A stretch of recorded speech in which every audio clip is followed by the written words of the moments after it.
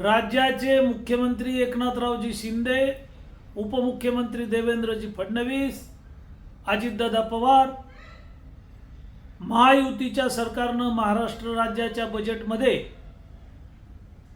मुख्यमंत्री लाडकी माझी बहीण या नावाने योजना आणलेली आहे।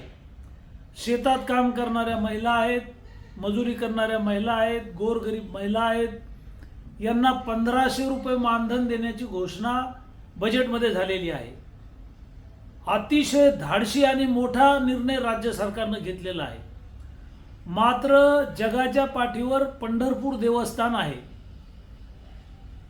महिनाभर आषाढी वारीमध्ये लाखो लोक पायी जातात। महाराष्ट्रातल्या महिला महिनाभर पायी वारी करतात आणि त्यामुळं या योजनेचा अर्ज करण्याची मुदतवाढ द्यावी अशा प्रकारची मागणी मी आज सरकारकडे केलेली आहे।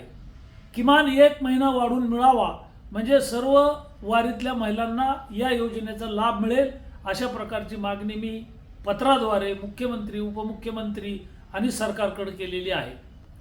निश्चितपणे राज्यातल्या महिलांना न्याय देणारी ही योजना आहे आणि याला मुदतवाढ मिळेल अशा प्रकारची अपेक्षा व्यक्त करतो।